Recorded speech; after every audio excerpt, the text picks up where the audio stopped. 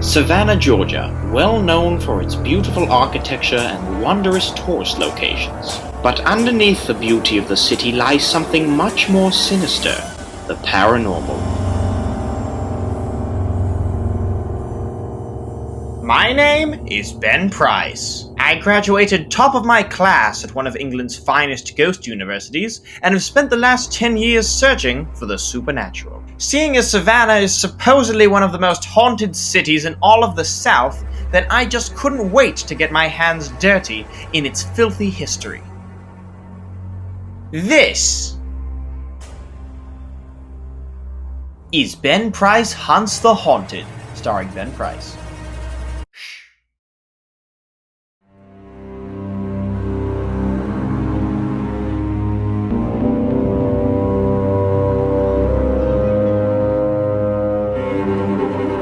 Hello, I'm Ben Price, and welcome to Ben Price Hunts the Haunted, starring Ben Price. I'm Ben Price, and in today's episode we find ourselves in the hostess city of the South, Savannah, Georgia. Savannah is said to be one of the most haunted cities in all of the United States, and I'm here to find out if these reports of the radical and rambunctious realizations and apparitions of those in otherworldly locations are truly some of the finest examples of paranormal communication in the nation. Let's see if we can't separate the fraudulent from the factual. But what makes Savannah such a hotspot for spooks and specters? Well, the city holds a bloody history. During the American War of Independence, the infamous Siege of Savannah was one of the bloodiest battles fought, leaving 240 dead and nearly 600 injured. Likewise, Savannah was one of the crown jewels General T. Sherman's army captured and delivered to President Abraham Lincoln during the American Civil War. Many would argue that the streets are walked daily by the very spirits of the soldiers who perished upon them. Can you Likewise, a deadly wave of yellow fever swept over the city in 1920, killing a tenth of Savannah's population. Yellow fever would strike many times in the 1800s. In 1876, an epidemic killed 1,065 residents. But misfortune wouldn't end there for Savannah. A score of deadly fires, a complicated legacy of slavery, and the fact that this city was built on the burial ground of a Native American cemetery helps cement Savannah's population as one of America's most haunted cities. Clearly, these cobblestones have seen quite a turbulent world pass them by. Oh. Paranormal excursions are a tourist attraction here in Savannah, but the legends are only as good as those that keep them alive. I took a step down to River Street to check in with some Savannah residents. Have you ever seen any instances of paranormal activity? When I first started... Would you speak into the microphone? Oh, sorry. When I first started working at my restaurant that I work at, I'm sorry, I don't want to disclose the name, but we had candles, and one candle would always stay on and it wouldn't blow out, and then we had some that wouldn't, like, God, I'm so nervous. Okay. I hear stuff in here all the time, doors open and close, and you're looking like, who's here? How long have you lived in Savannah? I've lived in Savannah for about 4 years now. And where are you originally from? I'm from Indiana. Have you ever seen any, I'll take another one. Oh, sure. Have you ever seen any evidence of paranormal activity before? I have actually seen one of the houses nearby here on City Market, that when one of the entrances over there, I was walking by and actually heard a creaking noise. Can I get another one? Slowly coming forward as I approached it. And then once I heard that creaking noise, I heard a loud bang once I got startled. As soon as I heard that bang, I ran straight back out. I heard about the CVS, about you can't be in after 7 o'clock. Something about, they got stuff flying off the shelf and stuff like that. If you want to know if it's just the wind, but Savannah, to me, has actually been known to be haunted for years. The people here, back in the 1700s, a lot of people loved Indians, a lot of slaves from back to the 1700s, they have actually buried here, right on the ground, where the cobblestone is and where the streets are too. I'm here at the Savannah Tourism building with Lois Hill. Speaking of the microphone. Now, Lois, have you ever seen any evidence of paranormal activity in Savannah? No, I have not. Oh, alright. Brilliant. Cheers. The results were a resounding yes. Savanians seemed adamant that spooks were sequestered in their city. So I'm here again.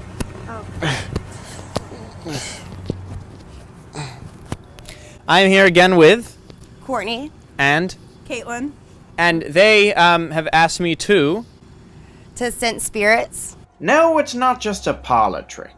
One of the most difficult things I learned at Ghost University was how to communicate with those beyond our earthly realm. I found it only fitting to use it to help these lovely ladies put their mind at ease. So do you have maybe a spirit that you'd want to reach out to, like a pet or something? A pet? Yes. Like a pet? Yes. What kind of pet was it? It was a dog. What's his name? Wait. It started with a K, didn't it? I can sense it sort of in the air. And hand. I need you to put your hand on top of that hand. And I need to...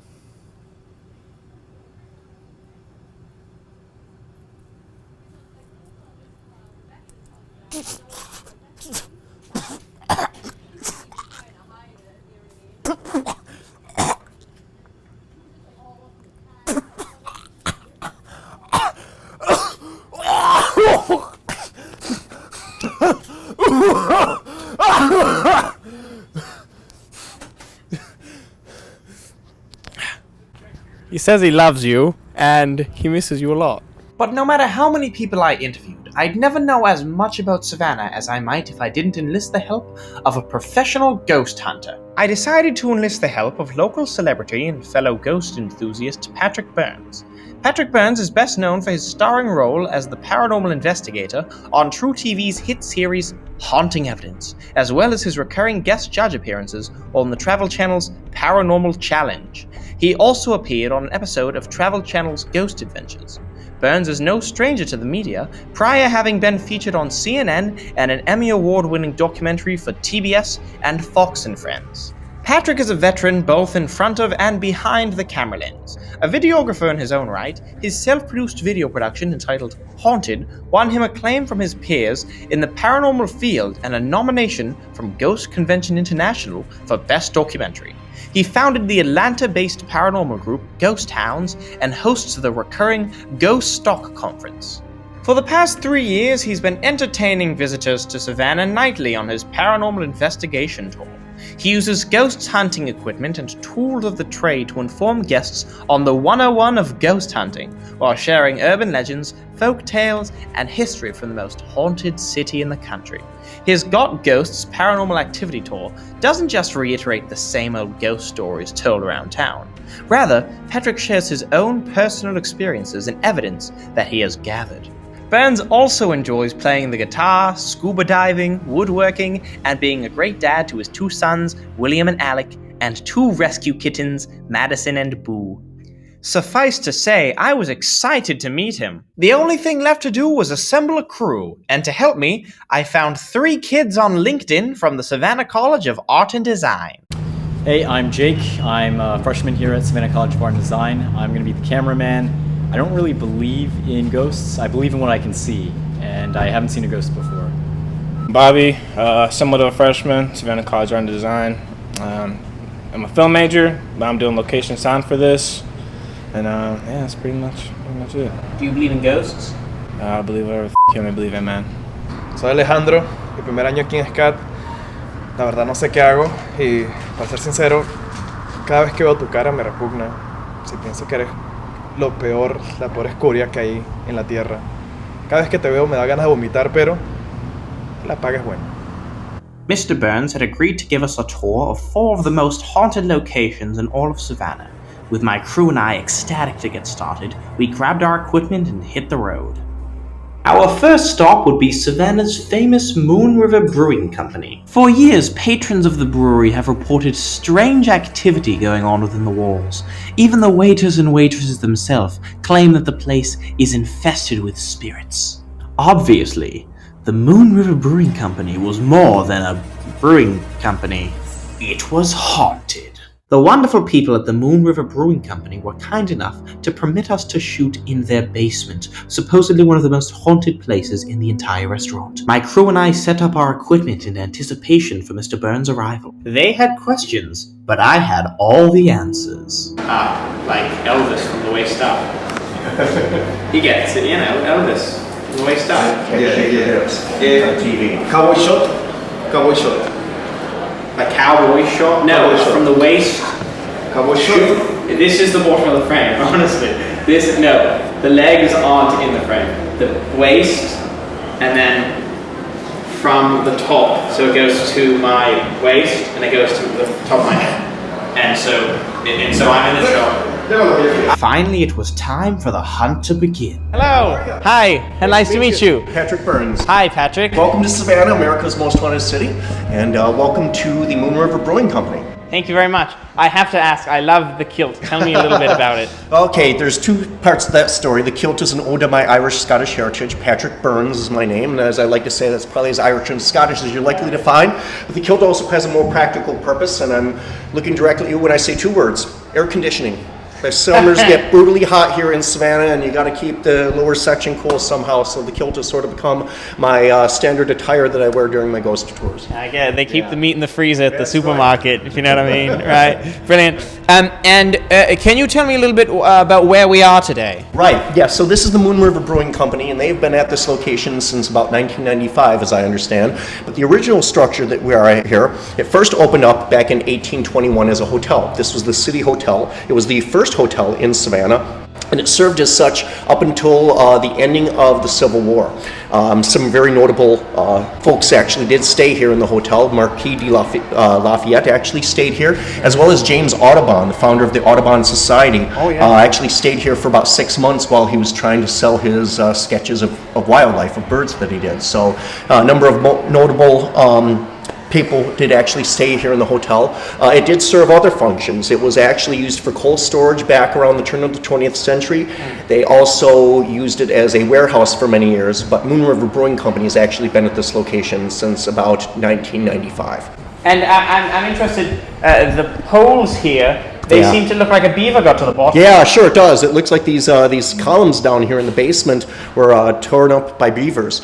Actually, what took place here was back in 1851, the hotel's business was suffering, and as I understand it, the hotel proprietor purchased a lion and a lioness, and he brought them down here into the basement. He kept them chained, inhumanely, of course, but kept them chained to these columns here to sort of bring interest into the establishment. I suppose you could come down here, you could probably purchase a ticket for $1 or whatever it was back then. You could come down here and look at the live lions that are on display here in the basement. But I'm also wondering, I can't help but wonder if this is where they would bring you down if you didn't pay your hotel tab. Oh yeah, and sort of show you the lion, and exactly. It's like, you're gonna stay here. You're gonna pay your hotel tab one way or another. Yeah, I guess you could call it the main event because they had mains. Because lions had mains, it was the name of the thing on around the head. Unfortunately, we couldn't find any paranormal activity in the basement, so we decided to make our way to the second floor. There's ghosts in there. But the second floor seemed empty of spirits as well. I didn't want Patrick to think he was wasting his time, so I offered to sense the spirits myself. I guess the center of the room would be nice. It might be a little loud, so let me just get on my knees so I got to hike off my pants. They got nice calves, don't they? Look at those babies. Alright, I'm going to sense the sort of ground and get a reading on what's going on here.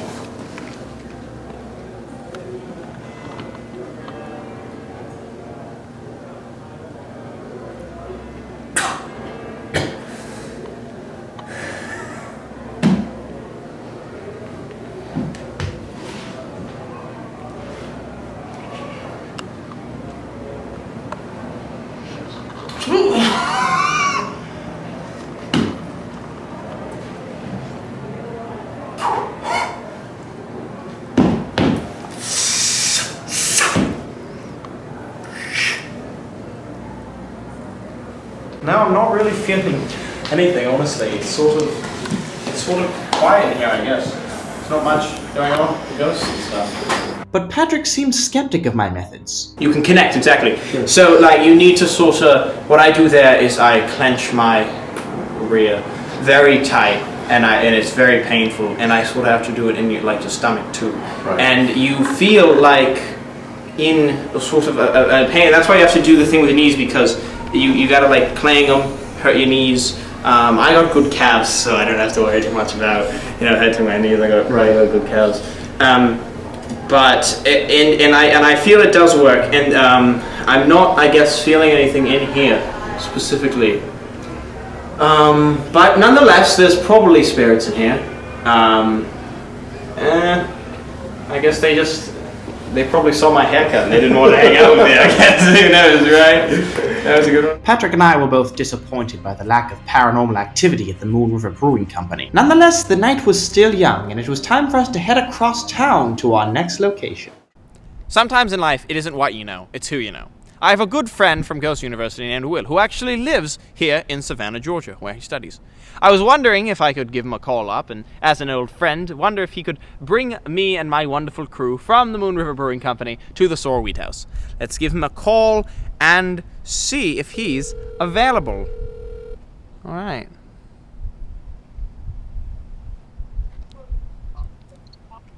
Hello. Hello, hi! Yeah, who's this? Hi, Will. This is Ben Price from Ghost University. How are you doing? Oh, Ben, how are you doing? I'm good. I'm wonderful. I was wondering, are you still in Savannah? Right? You're still in Savannah, Georgia? Yes, I am. Oh, that's wonderful. What are you up to tonight? I'm in Savannah right now. What are you up to? Oh, just having a rest after a long day's work. Oh, that's crazy. Do you don't have a car, do you? Like a big car? I do have a car. Do you think, for old time's sake, you could bring my crew and I, we're shooting a ghost documentary, do you think you could bring us to the Soar Wheat House from the Moon River Brewing Company, where we're here on Bay Street. We're just sort of, waiting around. What? We're shooting a documentary on ghosts, and we're on Bay Street now, and so I was wondering if you could come over and pick us up real quick. It would be nice. It would be great to see you. Yeah. Actually, I can't do it. Why not? You're not doing anything. You're not doing anything tonight, right? Exactly. I'm not doing anything tonight. Right, but because you're not doing anything, you can sort of come over and help us, right? I'm not gonna come get you. I'm not. Why not? I'm not doing it. I can't just go driving out.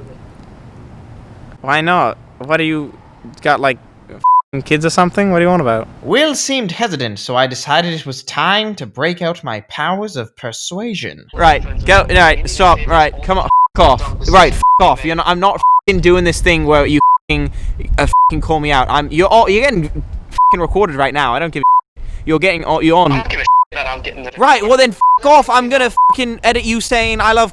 That's what I'm gonna edit. Will continued to overreact while I kept a cool, level head and attempted to reason with him. But it was to no avail. Right, off.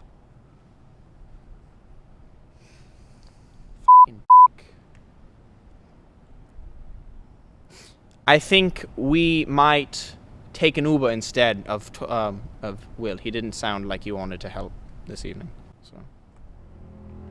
Sorrel Weed House, Uber X. We're going to have multiple people. Well, wait, I need to confirm it needs to be for more people. How do you make it for more people? Wait, no. Uber X, select 4. There's going to be 4 of us, right? So 4 Uber X. Yeah, it's an Uber X. Confirm Uber X. Confirm pickup. Confirming your ride. Confirming your ride. Drop off by 7:30. Our driver is going to be April. April, I'm going to say, hello. Are you okay with us filming? I'm Ben Price. And we're making a documentary. I promise it's real. should probably say we have a release form. I was afraid April would be intimidated by my celebrity status. Nonetheless, she remained cool, and we finally started making our way to the Sorrel Weed House. April was a native of Savannah, so of course we asked her if she believed in ghosts. Nope. Oh. No. Not like you've never even seen a ghost in Savannah? No. I thought Savannah's like a ghost city. That's what's been told to a lot of the tourists. Oh, I'm not a tourist. You can tell I'm definitely very well versed in Savannah. I know where it is on a map, actually. If you're in Hilton Head and you go south, you're in Savannah. So, you know. So were you born and raised here in Savannah? No, I'm from England. I'm from Hammersmith in London. I know my accent isn't very sort of pronounced. It's pretty easy to sort of get it mixed up with a southern accent. So you don't consider yourself a tourist? I think of the world of spirits as my home, and I find Savannah a hotspot for paranormal activity. And I personally would say that as long as it is home to the spirits, it's home to me, I would say. So you believe in ghosts? Well, that's why we're shooting a documentary about ghosts right now, actually. Okay. Yeah, so ghosts are definitely real. I mean, you know, there's no sort of question about it. I would be interested, why do you not, you know, sort of think ghosts? I believe in spirits, but I don't believe in ghosts. Did you know, if you watch the documentary, you'll know this, there's a difference between spirits and ghosts? I know that. What? Do you know what it is? I know what it is. I found out. Alright. Well, I'm glad you asked. A spirit is a soul that has been let into heaven, right? A soul that is one with, that is at peace with itself. And a ghost, there's a lot of things a ghost can be, and that would be a spirit, or a soul, I mean, that is sort of has some sort of unrest with the natural world. And you know, they're sort of like stuck in like the Patrick Swayze movie, right? Remember Patrick Swayze? Patrick Swayze. Yeah, Patrick Swayze. Yes. I have the time of my life. Yeah, to you. April's skepticism was no match for my cold, hard facts, and I left the car knowing I'd converted somebody else into a believer. Do you have a pen by any chance, miss? I do. Would you mind sort of signing this document real quick, so I don't get sued or anything? Finally, we'd arrived. But obviously my producers didn't send the email they said they would, and the good people at the Sorrel Weed House wouldn't let us inside. But that can't stop a true ghost hunter.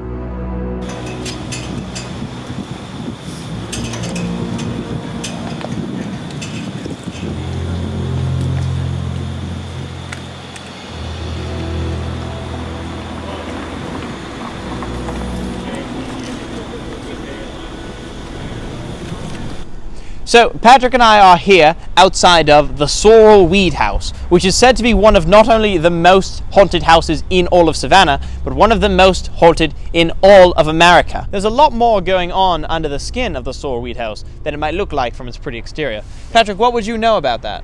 So the house construction on it was completed about 1840, and Francis Sorrel, the man who constructed the house, was a very wealthy businessman of that time period here in Savannah. And like many wealthy businessmen of that time period, he also employed African slaves in his day-to-day business and personal dealings. Yes, the dark dark side of Savannah. Side of Savannah in our haunted history is that this was a house by a very prominent slave owner. And it turns out that Francis Sorrel may have been involved in an affair with one of his own slaves, a very beautiful African woman by the name of Molly. And the story goes that Molly and Mr. Sorrel were caught in the act. Mrs. Sorrel walked in on the two of them, and Mrs. Sorrel was allegedly so heartbroken that she ran up to the third floor of the main house. She threw herself over the balcony of the courtyard onto the courtyard 3 stories below, committing suicide. That's one version of the story. The other version of the story, yeah, actually you'd be able to see it from the courtyard over there. So that's one version of the story, that Francis Sorrel, in her fit of her heart being broken, she committed suicide. But another version of the story says that Francis Sorrell carried her up to the 3rd floor and threw her over, fearing the backlash when it would be learned around Savannah that he was having an affair with one of his own slaves. Right? Now, what gets even creepier than that, so she died. We don't understand the specifics regarding Mrs. Sorrell's death, but about 3 weeks later, 3 weeks after Mrs. Sorrell's death, according to the story, Molly the slave girl was found dangling from a noose from the 2nd floor of the carriage house. Really? Yeah, at the back of the property. And we don't know if she committed suicide, if she was murdered by a member of the Sorrell family, or if she may have even possibly been lynched by her fellow slaves who didn't approve of her conduct being involved in an affair with Mr. Sorrell. But those are some of the stories and one of the reasons that we believe that this is probably one of the most haunted homes in all of Savannah. That's definitely crazy. So now we're here at the gates of the Sorweed house, where Patrick himself actually had a paranormal encounter. Patrick, tell me a little bit about it. Yeah, so the Sorrell house, they actually do conduct paranormal investigations there several nights a week. You can actually pay a fee and you can go in and they will hand out the tools of the trade and they'll kind of fill you in on the history of the location and some of the paranormal encounters that have occurred there. So this would have been about 3 years ago that my wife Marley and I, we didn't have a tour scheduled that evening, so we took up one of our friends, their lead investigators, on his kind offer to join him as a personal guest for an investigation. And as I say, we participated in the investigation as if we were one of their paying customers. And it was relatively quiet that night. There were a few interesting things happen, but the most interesting thing that happened was at the very end of the night.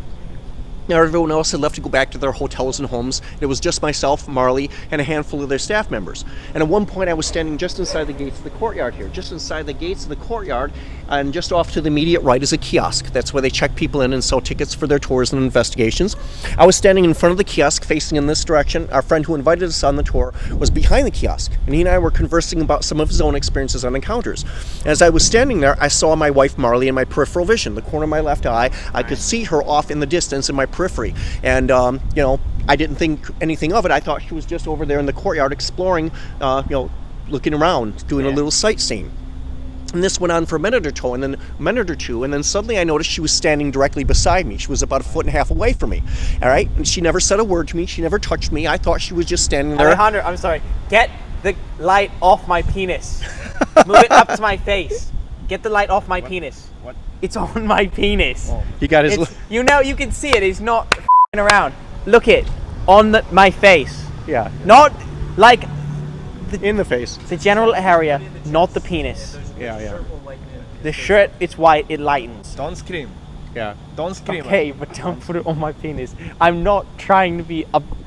I don't want people looking at my penis. I don't want that. Penis not in shot. Penis is not in shot. All right, no penis in shot. No penis in shot. Go back and review the footage later. Oh my god. All right, I'm very sorry. No worries. Can we start from the peripheral vision? Let's with do your it. wife? Let's start it over. Yeah. Okay. All right, let's try again. Where does the light go? Not in his face. Down. Very good. Middle of the chest. Chest. Mi chesta. ¿Eh? Chesta es español. Te voy a joder. Okay. He said it's okay. I don't mind. Okay. He's nice. And all right. Sorry, I raised my voice there. No. It's okay. All right. Can we go back? So you saw your wife in the peripheral vision. So from there. Yeah. So I saw her in my peripheral vision. She was standing off on the side. Turn that on right now. Not the camera. I meant the light. The flashlight. Keep the flashlight on. All right. Brilliant. All right. Let's try this one more time. All right. Yeah. Good. From the peripheral vision. All right. Sorry. So we were over there, and I was chatting with our friend who invited us on the tour, and he was, he and I were standing by the kiosk there, and I could see in my peripheral vision, I could see my wife Marley off in my distance. I never looked directly at her. This was all in my periphery, and I noticed she was over there, over in the courtyard, kind of exploring, looking around for a moment. And then I noticed suddenly that Marley was standing directly beside me, about 1.5 feet away from me. And again, she never said a word to me. She never touched me, but it was my wife. I know what she looks like. I could see her over there, maybe 1.5 feet away. And I continued my conversation.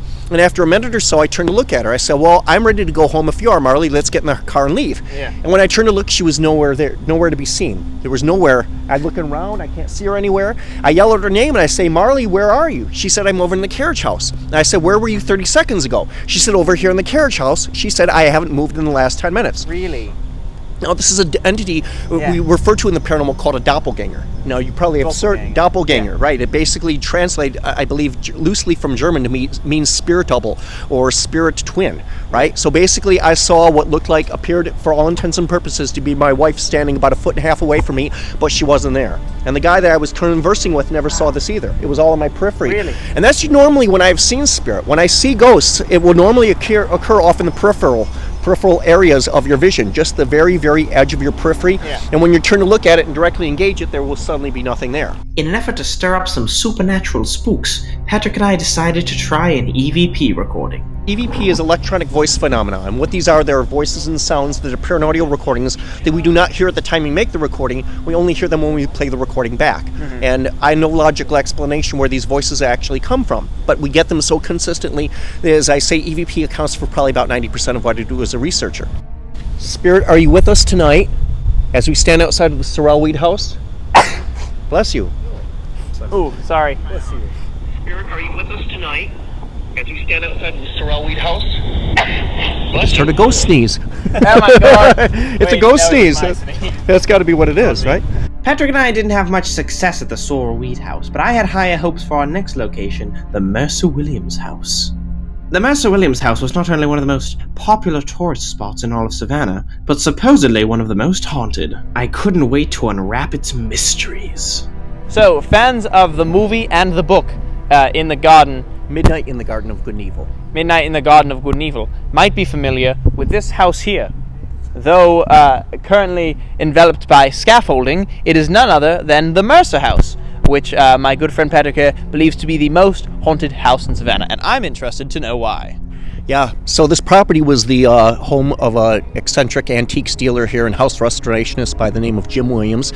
He is the antagonist, I guess you could say, of the story Midnight in the Garden of Good and Evil. And he was a very, very prominent antiques dealer and house restorationist that worked in Savannah from the mid-1950s up until his death in 1990. He had also taken under his wing a protege. His name was Danny Hansford. He was a 21-year-old individual. He went to work for Jim Williams as his protege, learning how to restore priceless antiques, but it turns out that the two of them had more than a professional relationship. They had they were actually involved. They were boyfriends, and talking about antiques, am I right? Exactly. Like an old penis. Well, exactly. I mean, Jim was 52 years old at the time that Danny died, and Danny was just 21 years old. So he was over 20 years older than this young man that he was running around with. And it turns out that Danny Hansford was also a known male prostitute. So you really want to complicate things and make it even talk about sketchier. Polishing silver. Oh, indeed. I guess so, old right? man hair, yeah. So anyways, he was, basically Jim was charged with his murder, and he went to trial 4 times. After the 4th trial, he was ultimately acquitted of all charges and came back to Savannah, and 8 months later, he was found dead in the very same room in which he shot Danny 9 years prior. In 1997, cowboy Clint Eastwood turned the novel into a movie, and I asked Patrick if the house behind us was the same in the film. They do. They actually did film on location here. If you go and you watch the film Midnight in the Garden of Good and Evil, the interior shots for Jim Williams' Christmas party were all filmed inside the house. The actual crime scene where the actual Danny Hansford is. He was actually portrayed by actor Jude Law in the film, and there's actual photographs. You'll actually see the film. You can see that Danny Hansford is actually, or Jude Law rather, is lying in Danny Hansford's actual chalk line, the very spot where his body fell. Yeah, you want to talk about historical accuracy. They really got their homework down on that, and he basically is lying in the very, very same spot where the real Danny Hansford fell dead back in 1980. I know that KBE Kevin Spacey is is Jim Williams in the movie. Yes, he absolutely is. In fact, I have a photograph here that I'd love to show you real quick. Jim Williams was portrayed by Kevin Spacey in the movie, as I like to say, has anybody seen Double, right? It's funny how much of a dead ringer he was for Jim Williams. But when I was a kid, I met Kevin Spacey. Did you really? Yeah, he was really nice. Yeah, not that nice, I hope.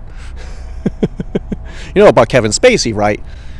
In the movie? No. The whole scandals are surrounding him. He's part of the whole Me Too movement now. You didn't hear about that, really? Yeah, he's basically Kevin Spacey doesn't work in motion pictures anymore. You didn't know that. But he was in like Baby Driver, right? Yeah, this all went down within the last couple of years, and so he's kind of ostracized himself, I think, in Hollywood circles for that. And so that's when you said that you met Kevin Spacey. I was gonna say, how friendly was he with you? I hope not that friendly. We'll cut that part out. Yeah, we're gonna cut that part out for sure. And it is also my understanding that while we didn't get terribly good results over at the Store Wheat House, you have recorded instances of something going on here at the Mercer Williams house. We talk about different types of hauntings in the paranormal. We talk about intelligent hauntings, which is what most people probably think of when we're talking about a haunted location, and that is a spirit or a ghost who is aware of their surroundings and aware of you, aware that they are there. But there are different types of hauntings which we call a residual haunting. A residual haunting is believed to be a traumatic event that is so traumatic it has somehow imprinted itself on the location where that event took place. And if the conditions are just right, that event might replay itself later on like a recording. In a residual haunting, there isn't a ghost per se to interact with. It's just believed to be this traumatic event that has trapped itself in time and replays itself at periodical intervals. This is an electronic voice phenomena recording that I did several years ago, standing outside the window of Jim Williams' study where he shot Danny Hansford dead that night. And in the recording, all I did was I addressed Danny Hansford out loud by name. I said, "Danny, did you shoot Jim first?" And here's what came through. In an effort to maintain the integrity of the electronic voice recording, which does have some profanities in it, we decided to leave this part unedited. If you're a young child who doesn't like naughty language, please cover your ears now. There will be a message on the screen for when you can uncover them. Danny, did you shoot Jim first? A gunshot? A male voice exclaiming an expletive? A long pause for several seconds? What sounds like a male voice calling out the name Danny? And then finally what sounds like the sound of a body collapsing and falling to the floor. Danny, did you shoot Jim first?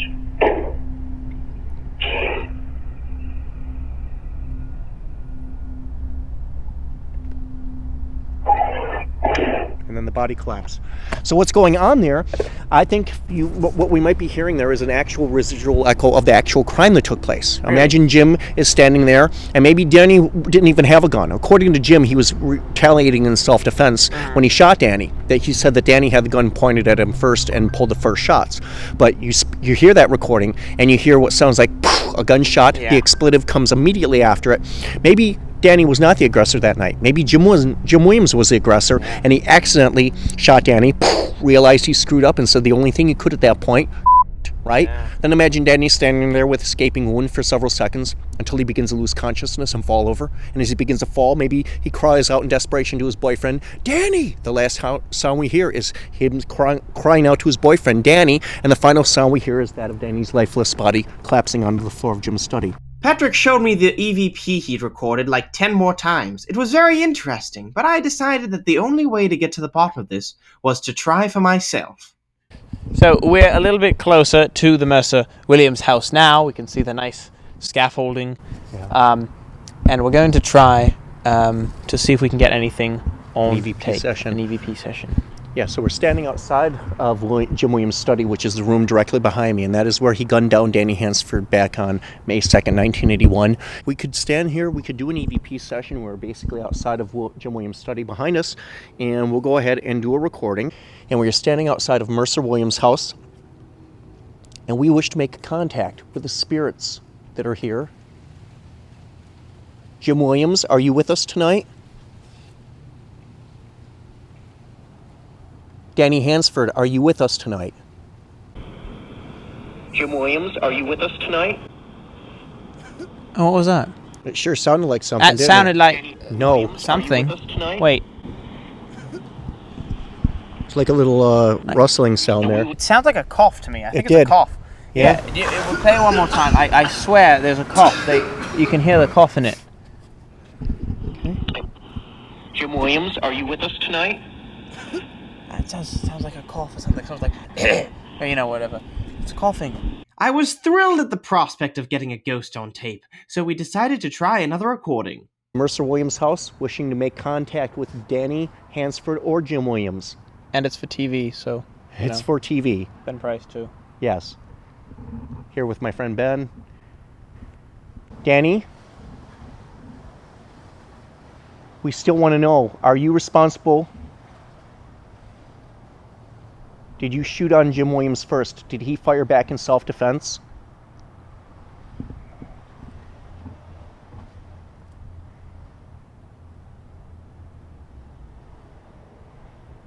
Is Jim Williams guilty of your murder?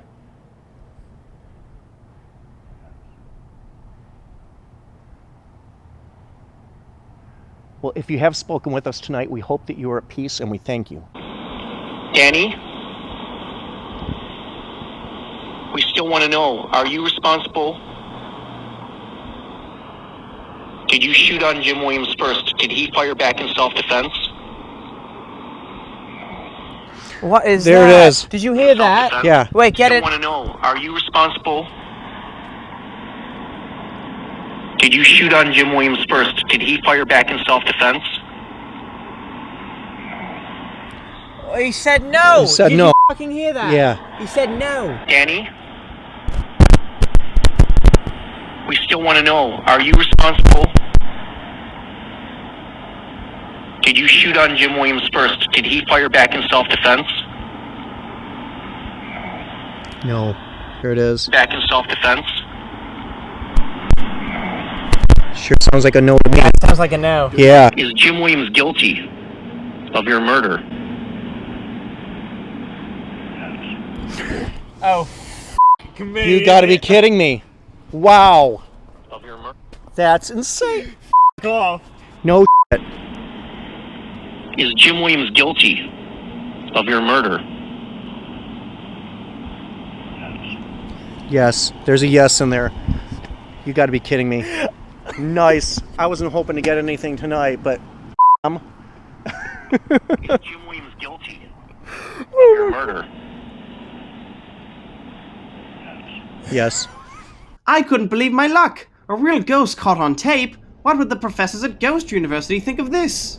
Brilliant. Well, if anything, I'm very excited to go to our final destination this evening, Calhoun Square. I thought I knew everything about ghost locations in Savannah, but Patrick told me that Calhoun Square, a square 1 block down from the Mercer Williams house, was not only one of his favorite locations in Savannah, but one of the most haunted. Our next stop this evening is Calhoun Square, just 1 square over from the Mercer house, and I hear that this one has a grim history akin to that of the sorrel weed. Calhoun Square is named after a man named John C. Calhoun. He was a statesman from South Carolina, actually not from Georgia. He was from South Carolina, and he was also a proponent of slavery during Reconstruction of the South. After the Civil War had been lost, he was still a huge proponent of slavery.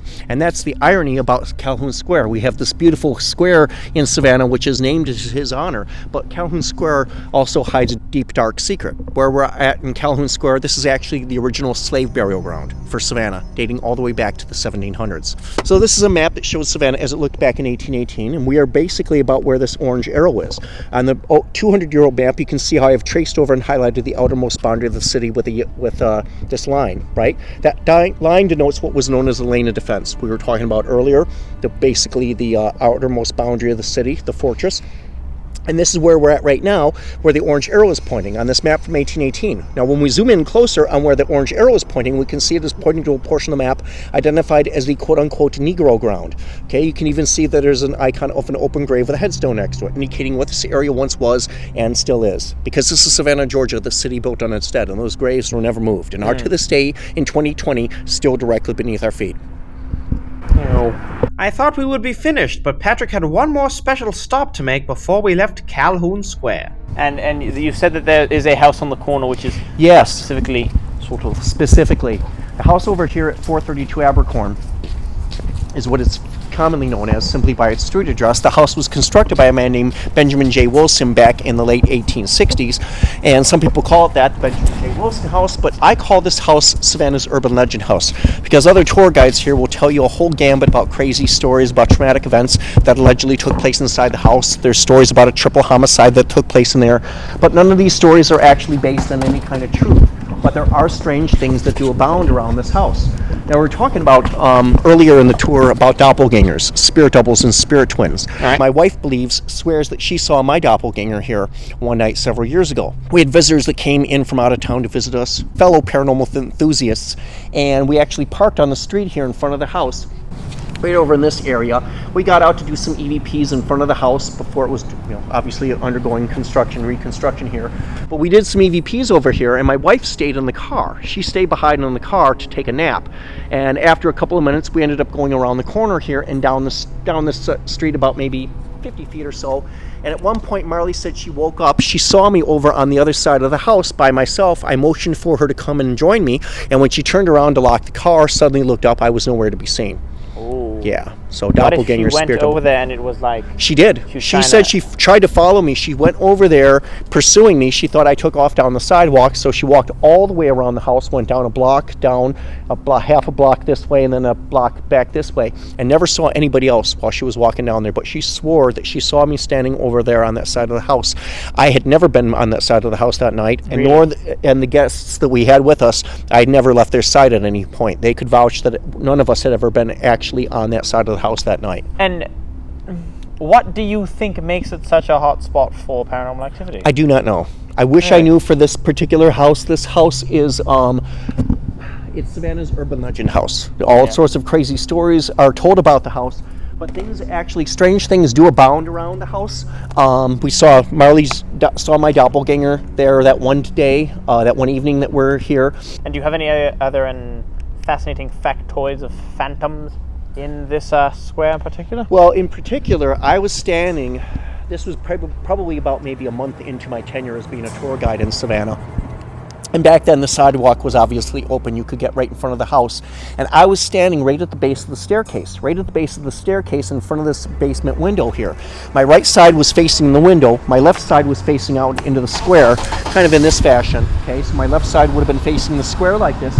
And as I was standing there, I felt something strike me on my right side. I looked down and a piece of concrete about the size of a golf ball was rolling away from my feet. Now it hit me on my right side. My right side, remember, was facing the house. So there was no way that anybody could have thrown that rock from the middle of the square over here and hit me on my right side. That's another weird thing that happened here.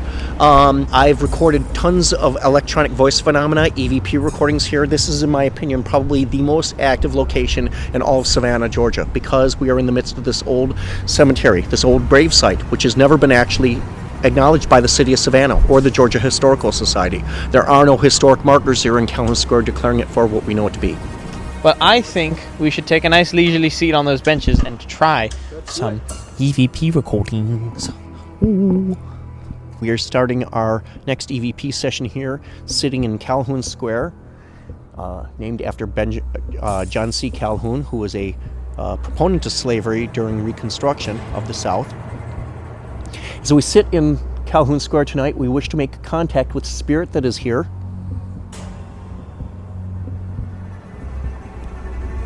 Spirit, are you with us tonight? And if you are so, can you identify yourself, please? Tell us your name.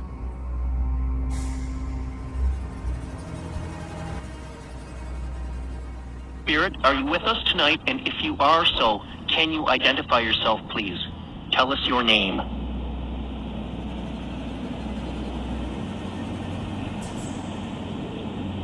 There's something else there. I heard something there, yeah. Woo woo! It sounds like almost like something saying woo woo. His name's Woo. Woo woo. But here's the thing. A woo, W-E-W-E, is a British term for a witch or a sort of ghost with drooping breasts. Really? A woo. No joke. W-E-W-E is what it's called. I'm going to Google that. Google it right now. Yeah. Google woo. We're going to put in a picture of W-E-W-E. W-E-W-E. That was me. Oh my god. A woo is a gomble. A woo-wee gomble is a female supernatural being or ghost in Javellin's mythology. It is said she kidnaps children. The myth is to encourage children to be cautious and stay home at night. Yes. Traditionally, the wee-wee gomble is represented as a woman with long hanging breasts. Hanging breasts. I know. I thought he was just pulling my leg. I'm not. You can't make this stuff up. You can't make this stuff up. So there might be a woo in. I don't know if it's Calhoun Square. There might be a woo in. Let's play that again. On Wednesday, February 12th, 2020, Calhoun Square, overlooking the house at 432 Abercorn. Something seemed to communicate with us in the prior recording. Ben here told me about a mythological being in British culture called a woo-wee. Do your boobs hang? 2. Answer that when you answer. Please. Are your breasts flopping? We didn't hear any ghosts that time. It was getting late, and Bobby was beginning to get cranky because he'd ran out of jewel pods. I decided it was time to throw in the towel. Well, this has been yet another episode of Ben Price Hunts the Haunted, and I personally have found my time in Savannah exceptional and very informative. Patrick, would you have anything to say for people who might be skeptical about the existence of the paranormal or ghosts? Well, my feeling on that is that you should always be skeptical because, as I like to say, not everything that goes bump in the night is a ghost. Usually when you get down to it and you start to analyze things and you start to look into it, 9 times out of 10, maybe more than that, you will discover a logical explanation for something. And people have a tendency to really want to sensationalize things. They want to jump to conclusions. And I caution people, don't do that. Keep an open mind, not so open that your brains fall out, obviously, but keep an open mind to all possibilities, right? Not everything that goes bump in the night is a ghost, but not everything has ever been scientifically documented by scientists, right? There are things that exist in our universe, in our own world, that have yet to be officially recognized and documented by science. And I truly believe that paranormal activity falls underneath that special category. In the end, not only can I say that Savannah is a haunted city, but I can definitely say that Savannah is a wonderful city full of warm and caring people with the utmost concern for your hospitality. I was overwhelmed with how wonderful everybody was, and how warm and receptive they were to my ghost travels. Not only do I expect to return to Savannah soon to look at more ghost locations, but I expect to return soon to see some of my newfound lifelong friends. Until next time, ghost hunters, this is Ben Price signing off. Stay hunting.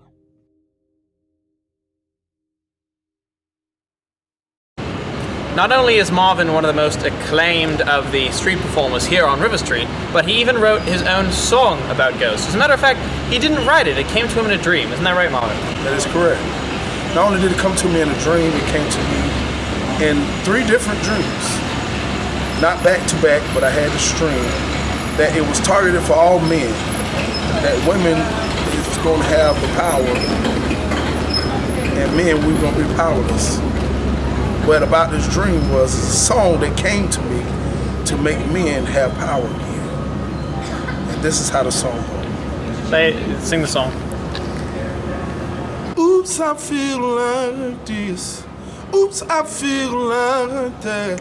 Oops, I face this world. It's a lot there. Oops, I feel like this. Oops, I feel like that. Oops, I face this world. It's a lot there. Everywhere you go around, say they're trying to chase you down, just to keep you down. Somebody tap me now. Oops, I feel like this. Oops, I feel like that. Oops, I face this world. It's so lot there. Everywhere you go around, say they're trying to chase you down, just to keep you down. Somebody tap me now. Oops, I feel like this. Oops, I feel like that. Oops, I face this world. It's so lot there. Well, it's a move. If you take this earth. If you know the government's trying to replace you, well, it's a move, and somebody trying to hold you down. If you let them, you can get you crowned. Everywhere you go around, say they're trying to chase you down, just to keep you down. Ooh, somebody tap me now. Oops, I feel like this. Oops, I feel like that. Oops, I face this world. It's so lot there. Oops, I feel like this. Oops, I feel like that. Oops, I face this world. It's so out there. Everywhere you go around, say they're trying to chase you down, just to keep you down. Ooh, somebody tap them now. Oops, I feel like this. Oops, I feel like that. Oops, I face this world. It's so loud there. Oops, I feel like. Ooh, I feel like. Oops, I feel like this. Woo. Do you know anything by the Kinks? Squababa.